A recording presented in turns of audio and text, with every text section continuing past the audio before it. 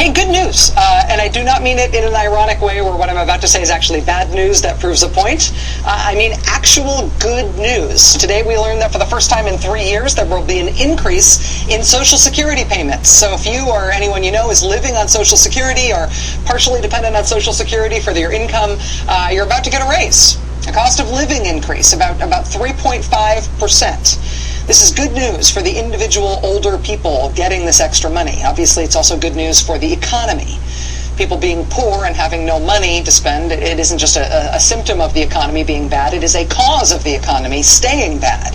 So more people having money is a good thing for the people who get the extra money and for all of us. So yay, Social Security. Also, yay, Social Security, because look at this. This shows that as the economy has swirled round the toilet bowl, as we have not yet been able to recover from Wall Street exploding at the end of the Bush presidency, the one age group of Americans who is not seeing its poverty rate rise significantly is older Americans. As everybody else in the country has seen poverty levels rise, older Americans have been, relatively speaking, okay. I mean, not great, but okay, not falling rapidly into poverty, and that's because of Social Security. So yay, Social Security, again. Unless you wish we had more elderly people living in poverty in this country, you should be psyched that we have Social Security, and you should be motivated to defend it. But you know who hasn't had anything to be psyched about? Kids have not. Kids and young families with kids. Even as Social Security has protected older people from the worst vagaries of the economic collapse, kids and young families with kids have not had the same kinds of protection. Because in the era of Ronald Reagan, and then again in the era of Bill Clinton, we frankly took an axe to the public programs that support kids in poor families. Reagan just attacked people for being poor, inveighing on the campaign trail against welfare queens, implying that anybody taking public assistance didn't need it and was just scamming you. Bill Clinton took less of a Republican culture war approach to it, but instead just bought into the right-wing arguments that a public program to support kids in poor families was some kind of incentive to be poor. And if you took that incentive away, people would stop deciding to be poor the way they were. So public programs to help kids in poor families were slashed under Ronald Reagan and slashed again under Bill Clinton. And during the bubble years and the boom years, when there weren't all that many poor families in America, relatively speaking, those programs being gone, it did hurt some, but it did not hurt as much as it could have. Now that we are back to a time with a lot of poverty, not having those programs to help kids in poor families, not having those programs hurts a lot now. We killed welfare when we did not need it. Now we need it. And, well, actually what we're back to is Reaganite culture war. Republicans blaming people for being poor and mounting political stunts to shame and humiliate poor people in order to demonstrate the political point that anybody needing help right now is really just a scam artist. This year, Republicans in more than 30 states proposed drug testing Americans applying for welfare or food stamps or other public programs to help poor families. I so want drug testing. I so want it. So want it. South Carolina's Republican Governor Nikki Haley says she so wants drug testing. It's something I've been wanting since the first day I walked into office. Nikki Haley's policy goal and unrequited dream thus far as governor of South Carolina is to collect body fluid samples from fellow South Carolinians who are receiving public assistance or unemployment benefits. This year, 12 states proposed drug testing for unemployment insurance, and some considered making it a requirement for food stamps and home heating assistance. Forced drug testing measures were enacted already in 3 of the 30 states in which Republicans proposed them this year, including, of course, in Florida, where Republican Governor Rick Scott says his forced drug testing program is going totally awesome. I gave a speech yesterday at the Chamber of Commerce down in Miami. When I went through the things we've accomplished, it was almost a standing ovation when I said we drug screen welfare recipients.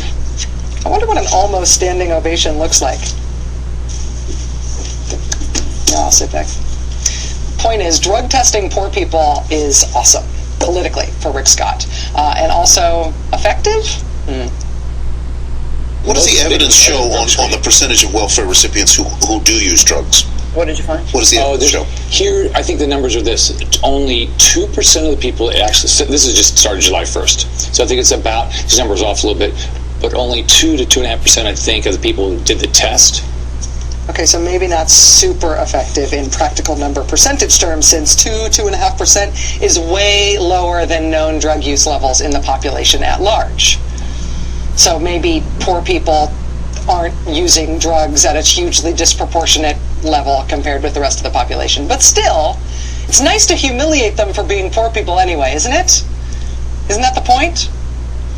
In Ohio, there is a Democratic answer to the politically popular drug test the poor message. This is Robert Hagan. He's a state representative in Ohio. He's a Democrat. He's responding to his state's Republican drug test the poor proposals with his own drug testing bill. His bill would drug test other people who get state money, not just poor people. His bill would drug test, say, statewide elected officials and members of the General Assembly and the state Supreme Court. And this is my favorite part of it. He would suggest drug testing recipients of TARP money, anybody who got bank bailout money. Isn't that taxpayer money? You want to drug test poor people who get money from the government? How's about we drug test rich people who get money from the government? The author of that bill, Ohio State Representative Robert Hagan from Youngstown, Ohio, joins us for the interview next. On October 3rd, 2008, President George W. Bush signed the Troubled Asset Relief Program into law, TARP, legislation that bailed out the banks in this country so that the world's Great Recession would not be the world's Great Depression 2.0. In return for the billions of dollars that the banks received, not one banker was forced to pee in a cup. Contrast that with politics this year in 36 states across the country, where Republican lawmakers have proposed drug testing, forced drug testing, of Americans who are asking for a very different kind of help. Americans applying for welfare or food stamps or other public programs that help poor families. One lawmaker in Ohio is trying to make bankers and other recipients of government money in Ohio live by the same standards being asked of the poor. Joining us tonight for the interview is Ohio State Representative Robert Hagan. He's a Democrat from Youngstown, Ohio. Mr. Hagan, I appreciate your time tonight. Thanks for being here. You're welcome, and thank you for allowing me to tell the rest of the country how insensitive and ridiculous my Republican colleagues are in the legislature. Well, Ohio is one of the states around the country where Republican lawmakers are pushing forced drug testing for poor people who are applying for public assistance. What do you think is motivating that?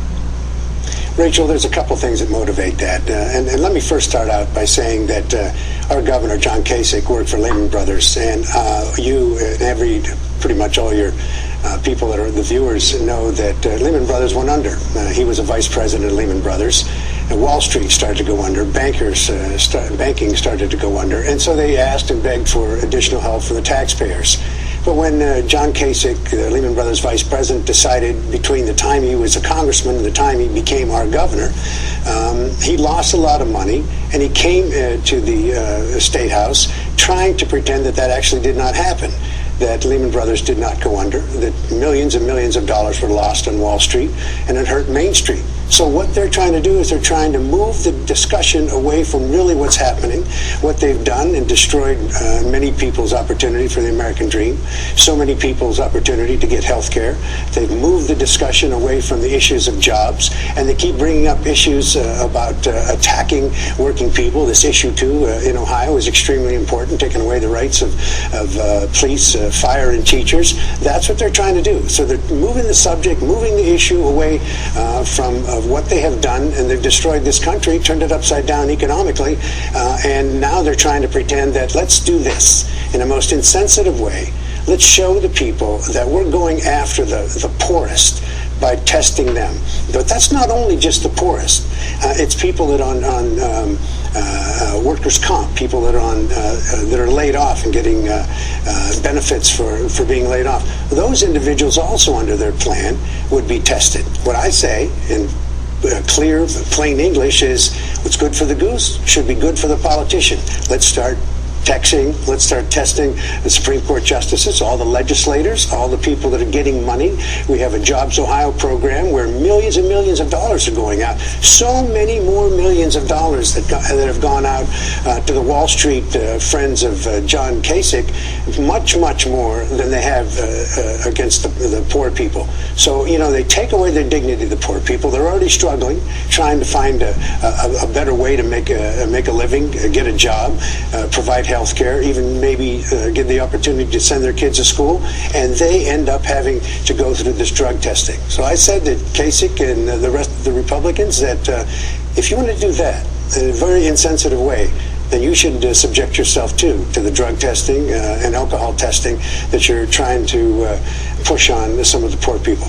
Bottom line, Rachel, is this. You cannot divide us the way that they're trying to do.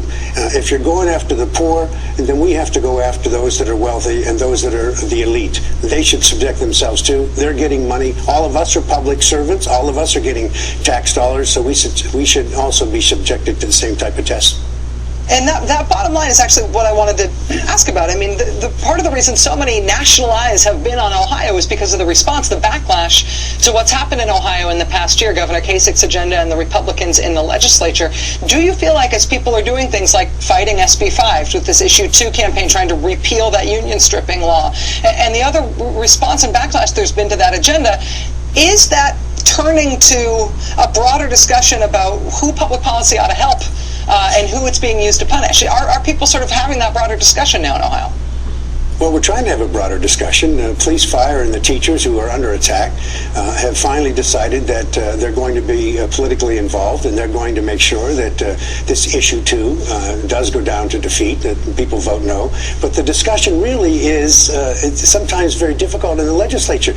I have railed against some of the plans that the Republicans have